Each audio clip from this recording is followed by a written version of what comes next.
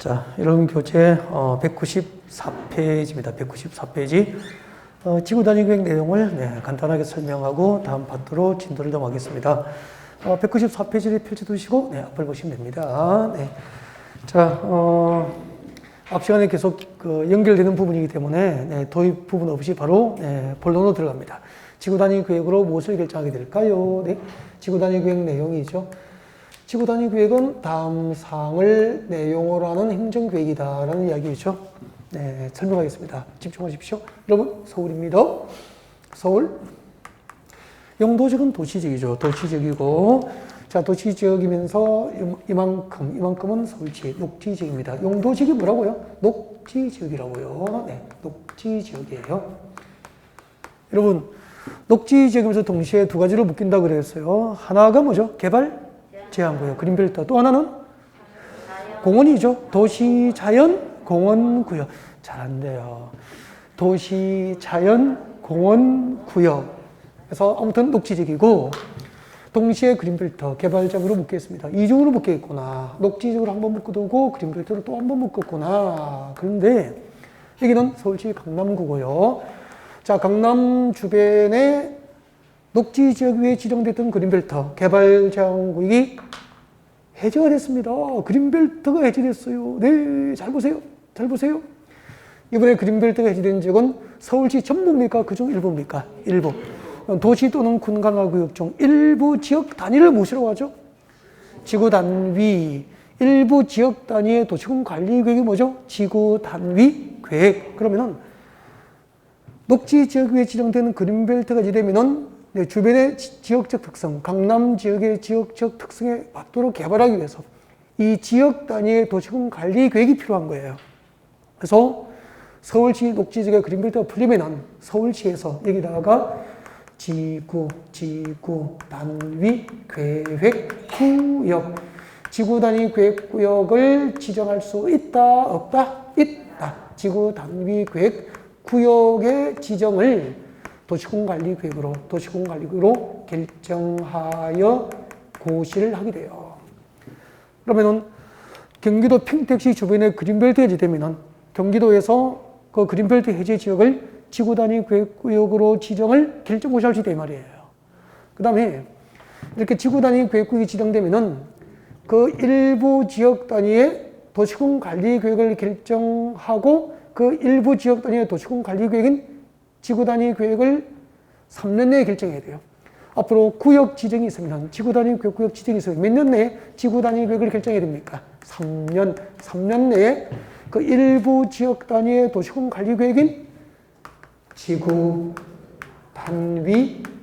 계획을 3년 내에 지구단위 계획을 결정하여 공식적으로 고시를 합니다. 이 결정 고시된 지구단위 계획에 의해서 이 그린벨트 해제 지역이 공적으로 개발되는 거예요. 그러면은 지구단위 계획으로 무엇을 계획하는지 그 내용을 알면은 그린벨트 해제 지역의 개발 계획을 아는 거 맞죠? 그러면 최소한 그린벨트가 강남 주변에 해제가 되면은 개발 제한 구역 그린벨트가 풀리면은 여기에 투자에 관심이 있는 분들은 난리가 나겠죠. 그러면 그분들에게 컨설팅 하려면은 최소한 이 지역의 개발 계획 내용은 알아야 되죠. 그 개발 계획이 지구단위 계획이고 그 지구단위 계획으로 무엇을 결정한지 알면 그린벨트 해제 지역의 개발 계획을 알게 되는 거죠. 세 가지 체크해야 되잖아요. 1번 지구단위 계획이란 무엇을 결정하죠? 용도지역과 용도지구를 동그라미 1번 194페이지 동그라미 1번 밑줄 그대로잖아. 용도지역과 용도지구를 대통령 내정하는 범위에서 세분하거나 변경할 수 있다 이 말이에요. 그럼 잠깐만 이해하셔야 되니까 잠깐 거기 드세요. 교재에 있다니까. 쓰지 말고 들으라니까. 이해하셔야 될 거 아니에요. 용도지역과 용도지구를 세분하고 변경하는 사항을 지구단위로 정하게 돼요. 예를 들면은 여기 이곳의 용도지역이 무엇이었죠? 녹지지역이었잖아. 용도구역은 뭐죠? 개발제한구역이었잖아.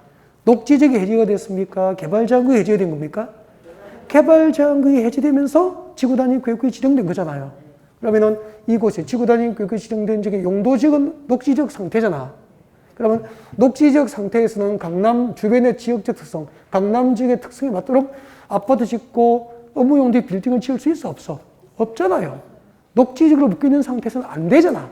그린벨트는 해제가 됐지만.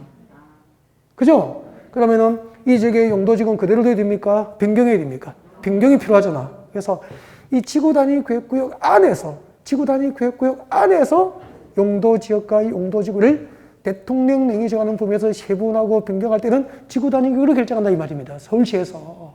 그러면은 서울시가 결정고시한 지구단위 계획을 보면은 이 그린벨트가 해제된 이 녹지지역을 주거지로 변경해서 아파트 위주로 신도시를 개발할 건지, 상업주로 변경해서 유통단지나 업무 중심, 금융 중심의 신도시로 개발할 것인지 알 수 있게 되는 거잖아요. 이해가 되죠? 이렇게 지구 단위 계획구역 안에서 용도지역과 용도지구를 세분하고 변경할 때는 지구 단위 계획으로 시에서, 서울시에서 결정하여 고시한다 이 말입니다. 그러면은 이 그린벨트 해제된 녹지지역이 앞으로 주거지로 변경돼서 아파트 위주로 개발될 건지, 상업주로 변경돼서 업무 중심의 빌딩을 지을 것인지 알려면은 결정 고시한 지구 단위 계획을 근거로 컨설팅 해야 되는 거다. 이해가 되죠? 그 다음에 건축물의 용도 제한이잖아요. 건축물의 기반시설 배치 규모. 지구 단위 계획으로, 지구 단위 계획 안에 어떤 기반시설을 배치할 건지, 기반시설 배치, 그 규모에 관한 사항을 지구 단위 계획으로 시에서 정한다 이 말이에요. 예를 들면은 여기요. 그린벨트 해제된 지역을 3종 일반적으로 용도지역을 변경했다고 하자. 3종 일반적으로 변경했으면 강남 지역의 특성에 맞도록 고층 아파트 위주로 신도시를 개발하겠다는 뜻이잖아요. 그러면은 여기가 신도시로서 기능이 발휘되려면 도로가 필요하죠. 도로. 몇 차선 도로를 어디부터 어디까지 몇 차선 도로를 배치할 건지 기반시설 배치잖아. 지하철 몇 호선을 연장해서 넣을 건지 기반시설 배치잖아. 지하철역을 어디에 만들 건지, 초등학교는 몇 개를 짓고 중학교는 몇 개를 짓고 외고가 유치되는지 일반고가 몇 개가 들어오는지 이렇게 지구 단위 계획구역 안에 어떤 기반 시설을 배치할 건지 그 규모를 어떻게 할 것이는 서울시에서 지구 단위 계획으로 정한다 이 말입니다. 그 다음에 건축물의 용도 제한이죠. 건축물의 용도 제한. 이게 무슨 말이냐면은 나중에 이제 우리가 배워요. 나중에 건축에서 배우실 텐데 건축법상 건축물의 종류는 용도별로 29개가 있어요. 건축법상 건축물의 용도별 종류가 29개인데 그 건축법상 29개의 용도 가운데서 이 지구단위 계획구역 안에 이번에 지정된 이 지구단위 계획구역 안에 어떤 용도의 건축을 허용할 것인지 어떤 용도의 건축이 제한될 것인지는 지구단위계획으로 시에서 정하는 거죠. 그러면 결정고시는 지구단위계획을 보셔야 이번에 그린벨트 해제된 이 블록에 분양받으면은 여기는 공동주택 위주로 아파트를 짓고 이 블록은 업무 중심의 빌딩을 짓고 건너편에는 상업 유통단지 조성을 위한 지역이기 때문에 여기는 상가 용도의 건축을 허용하고 이런 식으로 이 지구단위 계획구역 안에 건축법상 어떤 용도의 건축을 허용하고 어떤 용도의 건축을 제한할 것인지 집 지을 때 건폐율은 몇 % 허용하고 용적률은 몇 % 허용할 것인지 이런 것들을 지구단위 계획으로 정한다 이 말입니다. 진짜 중요한 내용이고요. 이런 내용들을 해석하고 현장에 적용하고 활용하면은 전문가가 되는 거예요. 일단 맛보기로 설명드리는 거죠. 지구단위계획으로 무엇을 결정하죠? 지구단위계획 안에 지정될 용도지역과 용도지구, 지구단위계획구역 안에서 용도지역과 용도지구를 세분하고 변경하는 사항을 지구단위계획으로 정할 수 있어요. 기반시설 배치 규모에 관한 사항을 지구단위계획으로 정합니다. 건축물의 용도 제한과 건폐율, 용적률, 건축물 높이의 최고 한도, 최저 한도 이런 것을 지구단위계획으로 정하게 된다 이 말입니다. 이해가 됐죠? 자, 그다음에 이제 이렇게 지구단위 계획구역이 지정되면은 그날부터 몇 년 내에 지구단위 계획을 법상 결정해서 고셔야 됩니까? 3년 내에 지구단위 계획을 결정해서 고셔야 되는데 구역 지정 결정고시에 넣고 3년 내에 지구단위 계획 결정고시가 없으면 그 3년이 되는 날에 다음 날 지구단위 계획구역을 지정한 그 결정고시의 효력은 실효가 되어버려요. 그래서 지구단위 계획구역 지정이 결정고시면 그날부터 3년 내에 의무적으로 지구단위 계획을 결정고시에서 개발하고 관리를 해야 되고 만약에 구역 지정을 결정고시에 놓고 3년 동안 지구 단위 계획 결정이 고시되지 않으면 3년 내에 3년이 된 날의 다음 날 구역 지정을 했던 결정고시의 효력은 법상 그대로입니까? 실효됩니까? 실효가 된다는 거죠. 자, 여러분 교재 195페이지예요. 195페이지 오른쪽에 보면은 5번 지구 단위 계획 구역의 지정에 관한 도시군 관리 계획 결정 실효가 나와 있습니다. 1번 실효 사유 나와 있습니까? 네, 원칙을 지금 설명드린 겁니다. 이게 지나갈 때 읽어야 되죠. 그래서 앞에다 적으십시오. R, 리딩, 읽고 지나가라는 거죠. 읽고만 지나가면 돼요. 리딩. R이 뭐죠? 읽어보자. 리딩, 읽고 지나가자. 그런 표시입니다. R 표시하면 되죠. 리딩. 읽어드립니다. 지구 단위 계획구역의 지정에 관한 도시군 관리계획 결정고시로부터 몇 년? 3년 동그라미. 지구 단위 계획구역 지정에 관한 도시군 관리계획 결정고시로부터 3년 이내에 그 지구 단위 계획구역에 관한 지구 단위 계획이 결정고시 되지 아니하면은 3년이 되는 날입니까? 되는 날의 다음 날입니까? 되는 날의 다음 날 줄 거예요. 3년이 되는 날의 다음 날 몇 줄 거예요? 다음 날 손 떼시고 그 지구 단위 계획구역 지정에 관한 도시군 관리계획 결정은 그대로입니까? 효력을 잃게 됩니까? 효력을 잃는다. 여기까지만 하겠습니다. 자, 지구 단위 계획구역에 대한 학습이었습니다. 책장 넘깁니다. 넘기고요. 196페이지입니다. 196페이지. 개발에 관한 사항. 네, 그러면은 고개를 들어보세요. 196페이지 펼쳐놓고, 개발에 관한 사항. 고개 드시죠. 바로 내용에 들어가시면 안 돼요. 여기 봐요. 우리 지금 공부하고 있는 법률의 정식 명칭이 어떻게 되죠? 집중해요. 국토의 계획 및 지금 한 12번째 적고 있습니다. 국토의 계획 및 이용에 관한 법률이죠. 이용에 관한 법률이에요. 국토의 계획 및 이용에 관한 법률.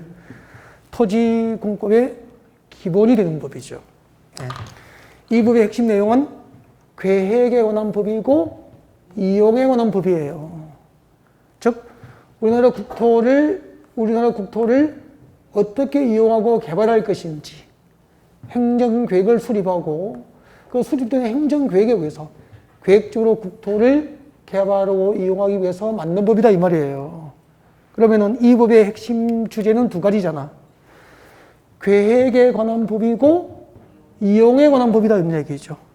그러면 지금까지 우리가 공부한 거 국토, 종합계획, 광역, 도시계획, 도시군 계획, 도시군 계획 안에 도시군 기본계획, 도시군 관리계획, 도시군 관리계획 중 일부 지역 단위, 도시 또는 군 관할 구역 중 일부 지역 단위의 도시군 관리계획이 뭐죠?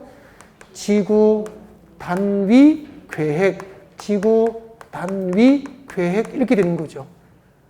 그래서 우리는 국토계획법에서 지금까지는 이용과 개발에 관한 사항입니까? 계획에 관한 걸 공부한 것입니까? 계획에 관한 것을 공부한 거예요. 제일 위에 국토종합계획, 그 밑에 광역도시계획, 그 밑에 도시군계획, 그리고 도시군계획은 다시 기본계획과 관리계획. 관리계획 수립 대상, 도시군 관리계획 수립 대상 지역 중 일부 지역 단위의 도시군 관리계획은 지구 단위 계획, 여기까지 공부한 거예요. 그러면은 국토계획에 관한 사항을 지금까지 공부했고요.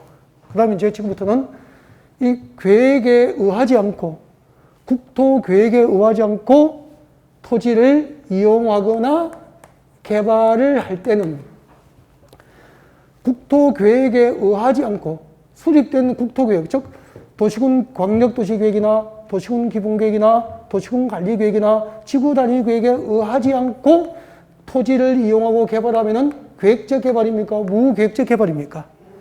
이 무계획적인 개발 행위를 하면은 여러분이 평택에 땅 사서 내 땅이니까 평택시 도시계획과 상관없이 마음대로 개발해버릴 거야.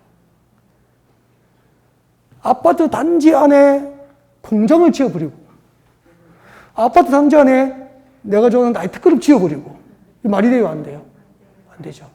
그래서 앞으로 계획에 의하지 않은, 국토 계획에 의하지 않은 토지 이용과 개발은 관할 시청 문체에 가서 허가를 받아야 되는 거야. 이것을 개발행위 허가제도라고 하는 거죠.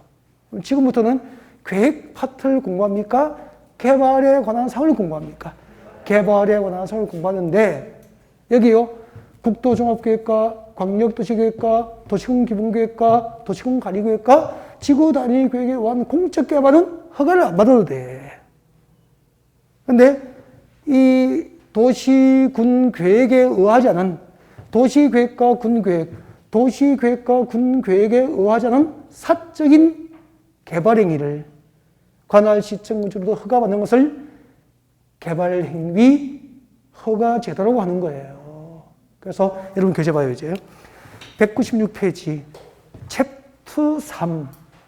계획에 관한 사항입니까? 개발입니까? 개발에 관한 사항. 그럼 잠깐만. 교재를 바로 보는 것보다 지금 설명을 듣고 보니까 어떤 체계를 좀 잡아가는 느낌이 들잖아. 교재를 무조건 들어가서 외우면 안 된다. 이건 교재를 함부로 보지 말고 제가 보자고 할 때만 보는 거예요. 보여드릴 때만.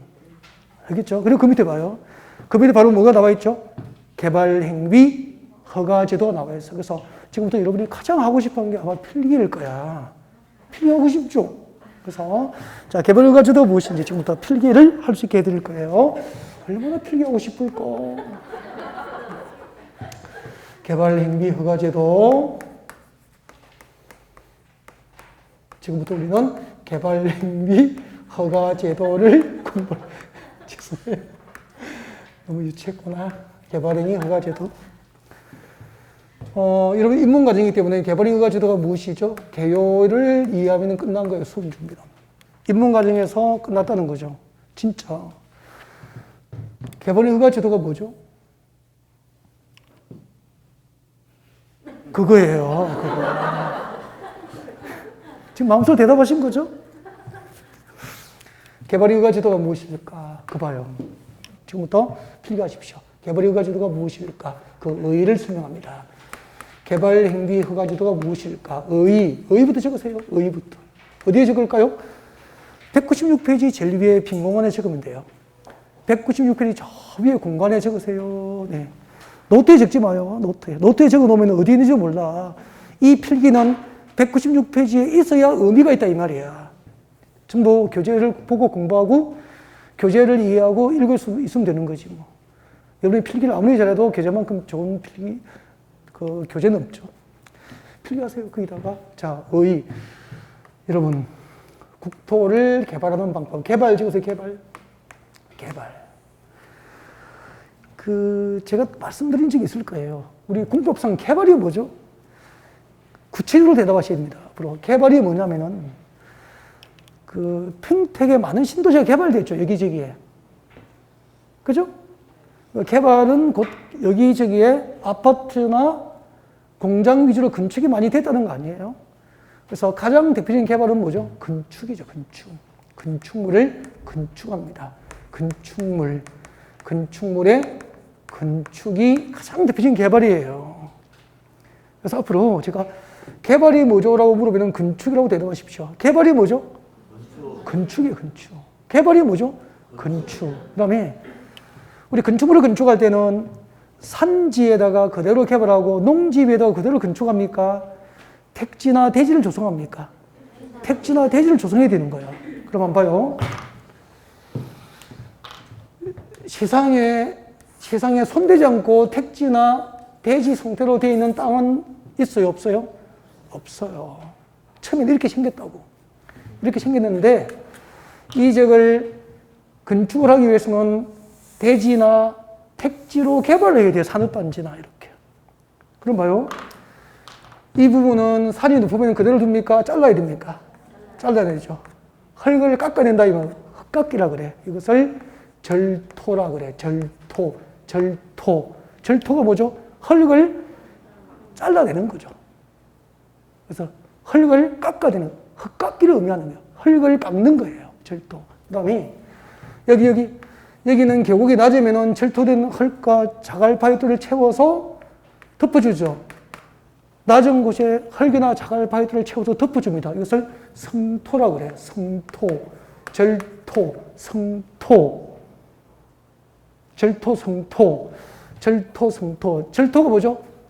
흙깎기, 흙을 깎아내는 거지. 성토는 뭐죠? 계곡에다가 자갈이나 바위돌, 흙을 채워서 덮어주는 거. 그 다음에 깎아내고 잘라내고 덮어주고 평평하게 고르게 된단 말이야. 평평하게 고르는 것을 뭐 한다고 그러죠? 정지하는 거예요. 정지 작업이에요. 정지 작업. 평탄하게 고르는 작업을 정지한다고 하는 거야. 그러니까 왜 11월 10일 과정이 인문 과정인지 아시겠죠? 하나하나를 설명해 주잖아요. 이렇게 절토, 성토, 정지, 포장, 도로 포장, 포장 등의 방법으로 토지의 겉모양이 그대로입니까? 토지의 겉모양을 바꾸게 됩니까? 토지의 겉모양을 바꾸게 됩니다. 이것을 토지, 형질, 토지, 형질 변경이라고 해요. 따라해요. 토지 형질 변경. 다시 따라합니다. 토지 형질 변경. 다시, 토지 형질 변경. 그래서 가장 대표적인 개발 행위는 건축물을 건축하고 건축물을 건축하기 위해서 대지나 택지나 산업단지를 조성하기 위해서 토지 형질 변경하는 행위 등이 전부 개발이 되는 거예요. 개발. 그러니까 국어적 의미의 개발이 아니고 법으로 정의된 개발의 개념은 이런 것이라는 거예요. 그래서 국어적으로 대답하시는 빵점이에요. 그러니까 1점을 줄 수도 없어. 우리는 지금부터 법 시간이니까 법적으로 정의된 대로 개념을 생각하고 사고를 해야 되는 거예요. 그것을 리갈 마인드, 법적 사고라고, 법적으로 생각을 하라는 거죠. 개념을. 국어적 의미를 말씀하셔야 됩니까? 법으로 정의된 개념입니까? 법으로 정의된 개념. 물어볼게요. 절토, 성토, 정지, 포장 등의 방법으로 토지의 겉모양을 바꾸면 뭐죠? 토지 형질 변경이야. 잠깐만요. 그럼 봐요. 그 강대뼈가 나오면은 이렇게 돌리잖아요. 절토. 코가 낮으면은 이제 이렇게 넣고 보행물을 넣고 이렇게 높이잖아. 성토. 그리고 눈가에 주름이 그죠? 자글자글하면은 이제 평평하게 고르게 되잖아. 보톡스를 받고 해서 정지. 또 화장을 두껍게 하면은 포장. 등의 원법으로 이제 모양을 바꾸면은 그게 바로 형질 변경이야. 그러면은 이렇게 한마디로 땅을 성형하는 것이 형질 변경이고, 그러면은 사람도 얼굴을 이렇게 뭐 깎아내고 돌리고 이렇게 하려면은 그냥 하게 됩니까? 부녀자는 이제 남편이 있는 분이라면은 개발 허가를 받아야 됩니까? 개발 허가를 받아야 되는 거죠. 똑같은 얘기라는 거죠. 땅도 성형하면은 허가받고 해야 된다는 생각이에요. 똑같은 거예요, 이게. 자, 건축물의 건축, 토지 형질 변경 등이 가장 대표적인 개발이고 적으십시오.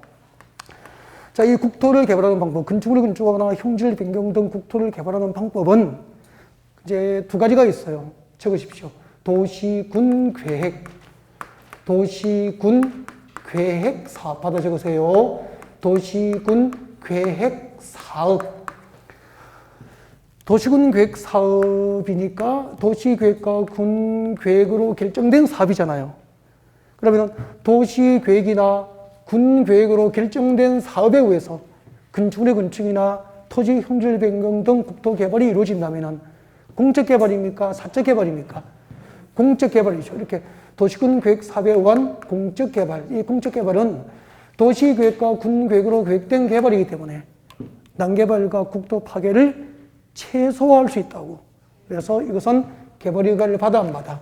개발 허가를 안 받는 거예요. 앞으로 도시군 계획 사업에 의한 공적 개발은 허가받지 않는다 이 말이에요. 개발 행위를 허가받지 않는다. 개발 행위를 허가받지 아니한다. 정말 중요해요. 도시군 계획 사업에 의한 공적 개발은 허가받지 않지만 비도시군 계획 사업이에요.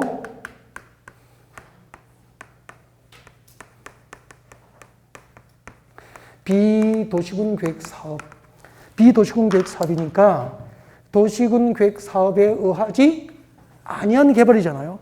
도시계획과 군계획으로 결정되지 않은 개발이에요. 이렇게 도시계획과 군계획으로 계획되지 않은 개발은 도시계획과 군계획으로 계획되지 않은 개발이니까 공적 개발입니까? 사적 개발입니까? 사적인 개발이죠. 이 사적 개발은 아니 평택시 도시 계획에 의하지 않고 아무 곳에 공장 지어버리고 아무 곳에 아파트 지어버리면 안 되겠죠. 그래서 이런 개발 행위가 도시계획과 군계획에 적합한지, 그죠? 네. 등등을, 그리고 또 용도 지역에 맞도록 개발 규모가 적합한지 등등을 심사해서 허가를 받게 합니다. 이렇게 도시군 계획 사업에 의하지 않은 사적 개발을 관할 시청, 군청에서 허가를 받아서 할 수 있도록 하는 것. 이것을 개발 행위 허가 제도라고 하는 거예요. 이제 개발 허가 제도 무엇인지 아셨죠? 다시 할게요. 이걸 연습을 자꾸 하셔야 돼요. 건축물의 건축, 토지, 형질 변경 등 국토를 개발하는 방법은 두 가지가 있다. 도시군 계획 사업에 의한 공적 개발과 도시군 계획 사업에 의하지 않은 사적 개발이 있는데 도시군 계획 사업에 의하지 아니한 사적 개발을 관할 시청 군청으로부터 허가를 받게 하는 것. 이것을 개발 행위 허가 제도라고 한다. 이제 개발 허가 제도가 무엇인지 물어 말할 수 있죠? 네. 자, 마음속으로 대답합니다. 개발 허가 제도가 뭐죠?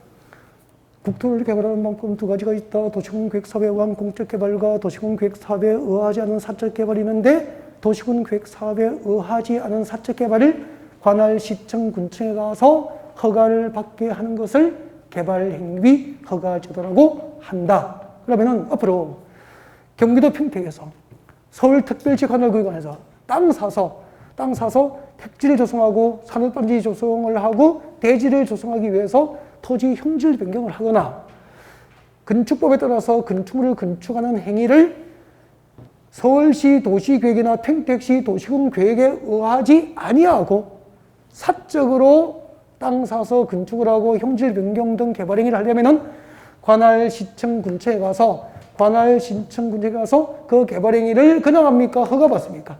허가받게 하는 것을 개발 행위 허가 제도로 한다는 얘기입니다. 이해가 됐죠? 그러면 지금부터 이 개발행위 허가 제도에 의해서 어떤 개발행위를 허가를 받아야 될까? 법상 개발행위의 종류가 쭉 나와요. 자, 여러분 교재 봅니다. 196페이지 봅니다. 196페이지 이제 개발행위 허가 제도가 무엇인지 아셨으니까 개발행위 허가 사항, 허가 대상이 몇 개 나와 있죠? 5개. 이 5개는 외워야죠. 자, 건축물의 건축할 때 건 동그라미, 첫 글자 동그라미 건, 공작물의 설치, 공 동그라미.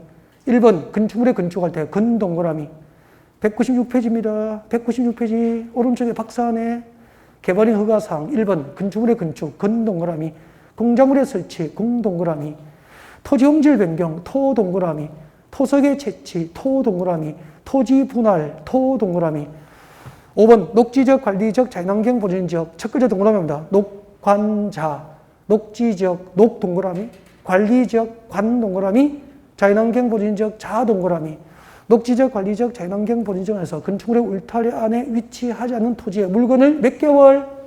1개월 1 동그라미 1개월 이상 줄 거죠? 쌓아 놓는 행위 줄 거예요. 쌓아 놓는 행위 미칠 거예요. 쌓아 놓는 행위를 미칠 것이고 밑에 적으십시오. 이꼴 적치 행위 쌓을 적치 행위가 되죠. 적치행위, 물건을 쌓아놓은 행위를 적치행위라고 하죠. 동그라미입니다. 동그라미. 그렇게 해서 첫 글자 동그라미 된 것을 외우시면 돼요. 건공, 토가 세 개죠? 터터터 맞죠? 건공, 터터터. 녹관자 일적. 녹관자 일적이 뭐죠? 녹지적, 관리적, 자연환경 보전지역 안에서 1개월 이상 물건을 적치하는 행위. 녹관자 일적. 그렇게 해서 또 고개를 드시면 됩니다. 앞에 보세요. 여러분, 개발행 허가 제도가 무엇인지 개발행 허가 제도가 무엇인지 알죠? 건축물의 건축이나 토지 형질 변경 등 국토를 개발할 때는 도시군 계획 사업에 의한 공적 개발 방법이 있고 도시군 계획 사업에 의하지 않은 사적 개발 방법이 있는데 도시군 계획 사업에 의하지 않은 사적인 개발을 관할 시청 군청으로부터 허가받게 하는 것. 이것을 개발 행위 허가 제도라고 한다. 그 다음에 지금부터 우리는 이 제도에 의해서 이 개발행 허가 제도에 의해서 어떤 개발행을 허가받지? 허가 대상 개발행위죠. 허가 대상 개발행위 6개를 외워야 되죠. 자, 건공 토토토죠. 건공 토토토. 건공 토토토. 건축물의 건축, 공작물의 설치, 토지 용질 변경, 토석 채취, 토지 분할. 첫 번째 토가 뭐죠? 토지 형질 변경, 토석의 채취, 토지 분할, 토지 분할. 어떻게 오죠? 건공 토토토. 건공 토토토. 녹관자 일적, 녹관자 일적, 녹관자, 녹관자 일적, 녹관자 일적 그렇게 오죠. 녹지적, 녹지적, 관리적, 자연환경 보존지원에서 몇 개월? 1개월 이상, 1개월 이상 물건을 적치, 물건을 쌓아놓은 행위, 물건을 적치하는 행위는 개발허가 대상이 됩니다. 그럼 봐요. 이거 6개 있잖아요. 이 6가지 개발행위를 도시군 계획사업에 의하지 않고 땅 사서 사적인 방법으로 하면은 임의로 할 수 있습니까? 허가 대상이 됩니까? 허가 대상이 되는 거죠. 그러면은 이때 건축물의 건축이 무엇입니까? 이때 건축물의 건축은 아직 건축을 안 배웠으니까 밑줄 바꾸시면 되겠죠. 이때 건축물의 건축은 건축법에 따른 건축물의 건축이에요. 밑줄 거요. 건축법에 의한 건축물의 건축 뒤에 나와 있죠. 그러면은 잠깐만요. 이런 뜻이잖아. 나중에 여러분의 고객이 건축법에 따라서 건축물을 건축할 때, 여러분의 고객이 건축법에 따라서 건축물을 건축할 때 서울시 도시계획이나 평택시 도시계획에 의하지 않고 건축법에 따라서 건축물을 건축하는 행위는 평택시청이나 서울시청에 가서 개발허가를 받아야 된다는 뜻이야. 여러분 거기까지 알고 있으면 돼요. 일단 거기까지. 그 다음에 공작물이죠. 공작물 설치, 공작물의 설치. 여기서 잠깐만요. 잠깐만. 건축물이 있고요. 공작물이 있어. 건축물하고 공작물. 공통점은 자연적으로 존재하는 겁니까? 인공적으로 설치되는 겁니까? 인공적으로 설치되는 시설물이라는 점에서는 똑같아요. 그 점에서 공통점이 있죠. 인공적으로 제작하고 설치되는 시설물이라는 점에서 똑같은데 두 가지 차이가 뭐냐면은 지붕이 존재하면은 지붕이 있으면 건축물이에요. 그럼 지금 여러분 안전 공간에서 하늘 한번 보세요. 하늘 보여요? 안 보여요? 안 보이죠. 지붕이 있기 때문이에요. 그럼 이것은 공작물입니까? 건축물입니까? 건축물이 되는 거고. 근데 대문, 담장, 옹벽, 굴뚝, 강고탑 이런 것은 지붕이 있어 없어? 없죠. 지붕이 없으면 인공적으로 설치되는 시설물 중에서 지붕이 존재하지 않는 것은 법상 공작물로 보는 거라고. 법적으로 정의하는 개념이에요. 인공적으로 설치되는 시설물 가운데서 지붕이 존재하면은 건축물. 지붕이 존재하지 않는 것은 건축물입니까? 공작물입니까? 공작물이 되는 거죠. 그러면은 이제 공작물 설치가 무슨 말인지 알겠죠? 인공을 가하여 제작된 시설물을 설치할 때 건축물이 아닌 공작물을 인공을 가하여 제작된 시설물을 설치할 때 도시계획에 의하지 않고 인공을 가하여 제작된 시설물을 설치하면은 내 땅이지만 마음대로 설치할 수 없고 원칙적으로 개발허가를 받아야 된다는 얘기예요. 아시겠죠? 이야기를 해드릴게요. 이런 얘기를 인문과정이면 해드리기 쉽지 않다니까. 봐요. 여기 고속도로, 경부고속도로가 있습니다. 경부고속도로 인근에 농지가 있어, 농지가 있고, 여러분의 농지예요, 이거. 여러분 거예요. 좋으시겠어요? 네, 농지가 있습니다. 1년에 600제곱미터, 660제곱미터의 농지가 있는데, 이 200평 정도 되는 660제곱미터 농지에서 1년에 쌀농사, 벼농사를 지어서 얻는 이익이 100만 원이라고 가정합시다. 100만 원이라고 가정합시다. 100만 원 잘 안 될걸요? 그러니까 660제곱미터의 농지에 쌀을 생산해서 1년에 얻는 이익이 100만 원이 잘 안 된다고. 100만 원이라고 하자, 그냥. 그러면은, 벼농사 지어서 1년에 얻는 이익이 100만 원인데, 모 심는 비용도 들어야 되고, 농작 대금도 들어야 되고, 추수하는 비용도 들어야 되고, 탈고 가는 비용도 들어야 되고, 방앗간에 가서 쌀을 지어야 되고 또, 그죠? 방아도 지어야 되고. 그러면은 나중에 순수하게 쌀값을 따지면 얼마 안 될 거예요. 비용을 제외하고 나면은. 근데 지금 이 농지가 누구 거죠? 여러분 거라니까. 여러분 농지인데 그 삼성전자에서 전화가 왔어. 이 경부고속도로 여러분 농지에다가 여기다가 삼성전자 광고판을 세우고 싶다는 거예요. 광고판을 세우고 싶다는 거지. 이 광고탑을 세우고 여기다가 뭐 세계 1등 삼성전자 이거 광고판을 세우고 싶다는 거죠. 이렇게. 그리고 여러분에게 이제 임차를 원하고요. 그럼 여러분은 임대인이고 삼성은 임차인이 되잖아요. 그죠? 임대료를 연간 2천만 원 드린데 여러분에게 연간 2천만 원의 임대료를 드리겠대. 백무소 짓고 쌀 100만 원 하시렵니까? 임대료 2천만 원 받는 게 낫습니까? 그럼 이렇게 이제 삼성전자에서 전화가 오면은 노입니까? 땡큐입니까? 좋아하시구나. 땡큐죠. 그러면은 이걸 이제 임차에서 삼성전자에서 그냥 광고탑을 설치하면은 삼성전자에서 광고탑을 세우는 것은 건축물입니까? 광고탑은 공작물입니까? 이게 공작물 설치라고. 이런 행위는 평택시 도시계획에 의하지 않고 고속도로 주변에 이런 광고탑을 세우면은 전부 불법 행위가 되는 거야. 이렇게 도시계획과 군계획에 의하지 않고 이렇게 광고탑이나 광고판과 같은 공작물을 설치할 때는 개발 허가를 받고 광고탑 설치가 가능한 거예요. 그래서 우리 고속도로 운전하면서 지나가면서 각종 대기업 광고판 많이 보죠. 이게 전부 공작물 설치고 허가 대상이다 이 말이에요. 이제 이렇게 사례를 하나 드니까 공작물 설치가 무엇인지 확실하게 알 수 있는 기회가 됐잖아요. 그 다음에 토지형질 변경. 토지형질 변경 가장 대표적인 개발이 건축물의 건축과 토지형질 변경. 왜요? 건축하려면 농지 임야 상태에서는 그대로 건축할 수 없거든. 어쨌든 건축하려면 산업단지, 그리고 택지, 그리고 대지 등을 조성할 수밖에 없고, 그렇게 하려면 절토, 성토, 정지, 포장 등 과정이 필요하잖아요. 이것을 전부 뭐라고 하는 거죠? 토지 형질 변경을 하는 거죠. 그러면은, 우리가 길을 가다가 포크레인이나 불도저 같은 장비가 투입되어서 개발 행위가 이루어지면 땅 모양을 바꾸고 있잖아요. 전부 형질 변경이고, 도시계획과 군계획에 의하지 아니한 그 형질 변경은 임의로 할 수 있습니까? 허가를 받아야 됩니까? 관할시청으로부터 허가를 받아야 되는 거예요. 근데 나중에 이제 배워요. 1월 되면 배울 텐데, 이런 땅을 우리 현장에 땅 보러 갔어. 그대로 건축할 수 있어, 없어? 없잖아요. 건축하려면은 이게 형질 변경이 이루어질 수밖에 없는 거잖아. 그죠? 이 부분은 성토가 필요하고, 이 부분은 뭐죠? 절토가 필요하잖아. 그리고 정지 작업이 이루어져요, 평평하게. 이것을 뭐라고 하죠? 형질 변경이라고 하고, 이 형질 변경은 전부 개발허가 대상으로 생각하시면 돼요.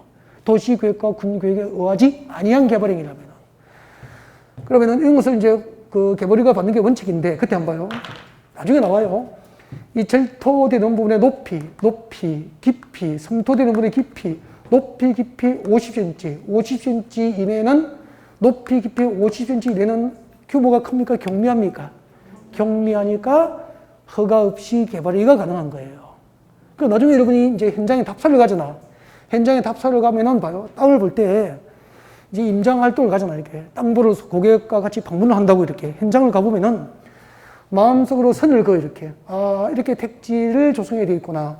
택지를 조성해야 될 지표면이 이 부분이라면은 이 부분은 성토가 필요하고 이 부분은 절토가 필요하구나. 그 성토되거나 절토되는 부분에 높이 깊이가 50cm 넘으면은 그 땅은 관할시청구청 허가 없이 장비 투입이 불가능한 거예요. 그냥 해야 됩니까? 개발허가 대상입니까? 관할시청구청에서 허가를 받고 장비 투입해서 대지를 조성하고 택지 등이 조성되어야 된다 이 말입니다. 만약에 이런 것을 여러분이 모르고 이제 이런 땅을 사서 이거 어떻게 개발하지? 뭐 우리 사장님이 소유권을 취득하셨고 매매를 통해서 소유권 취득하시고 대금도 이제 완불됐고 소유권 이전 등기까지 마치셨기 때문에 장비 투입해서 내일부터 그냥 산 무너뜨려서 개발하면 됩니다라고 하면은 손님을 정가자로 만들게 된다 이 말이에요. 고객을 부자로 만들어줄 수 없는 공인중개사, 고객을 정가자로 만들어주는 공인중개사는 부동산 시장에서 살아남을 수 없는 거 아니냐 그런 얘기예요. 이런 것을 하나하나 배워가는 거예요 지금. 이제 형질 변경도 해석하니까 현장 그림 이야기를 들으니까 훨씬 이해되는 깊이나 넓이가 달라지잖아요. 이게 형질 변경이라고. 그러면 산 보러 갈 때, 그 땅 보러 가면 무조건 이제 지도 같은 걸 들고 가야 돼요. 지도라든지 줄자 가지고 가서 이걸 절토하거나 성토된 물의 높이 깊이가 50cm 넘으면은 이런 땅은 허가 없이 개발할 수 없기 때문에 이런 땅은 장점이 있습니까? 단점이 있습니까? 단점. 그럼 계약서에다가 개발 허가를 받지 못할 경우 이 계약은 조건 없이 계약금을 반환하고 없는 것으로 한다. 그렇게 그 특례사항을 계약서에 적어줘야 내 고객을 지켜낼 수 있는 거잖아. 땅은 사놓고 고객이 원하는 목적대로 개발을 못하게 만들고 그런 공인중개사는 시장이 용서하지 않으니까. 맞죠? 그 다음에 토석에 채취는 흙이나 자갈, 모래, 바위돌을 채취하는 거죠. 한강에 덤프트럭을 세워놓고 자갈, 바위돌, 모래를 채취하면 토석 채취고 개발허가 대상이 된다는 얘기예요. 단 서울시 도시계획에 의하지 아니한 경우에만. 토지 분할을 할 때, 토지를 분할할 때 필지, 한 필지인데 두 필지로, 네 필지로 분할할 때 허가 대상이 되는 게 3개가 있어요. 그 3개는 아직까지 들어가면 안 돼요, 여러분은. 그 다음에 이제 녹지지역, 관리지역, 자연환경 보존지역 안에서 1개월 이상 물건을 적지, 쌓아놓은 행위를 개발행위 허가 대상으로 하고요. 이제 법상 개발행위를 몇 개 배운 거죠? 6개. 건축구에 따라서 건축물을 건축하거나 공작물, 인공을 가하여 지락된 시설물, 공작물을 설치하거나 토지 형질을 변경하거나 토석을 채취하거나 토지를 분할하거나 그리고 녹지지역, 관리지역, 자연환경 보존지역 안에서 1개월 이상 장기간 물건을 적시하는 행위가 전부 개발행위고 그 허가 대상 개발행위를 도시군계획사회의회에서 공적인 방법으로 하면은 허가받지 않고 도시군계획사회에 의하지 않고 사적인 방법으로 하면은 관할 시청군청에서 허가를 받게 하는 것을 무엇이라고 한다? 개발행위 허가제도라고 한다. 여기까지 입문 과정에서 배워야 될 기본적인 사항들이에요. 이제 1월달 되면 개발행위 허가 절차, 허가 기준 등에 들어가면 더 재밌으시죠. 더 재밌으시고요. 198페이지. 개발 밀도 관리구역과 기반시설 부담구역이 나와 있을 겁니다. 개발 밀도 관리구역과 기반시설 부담구역은 잠시 휴식 후에 또 진행할 수 있도록 준비하겠습니다.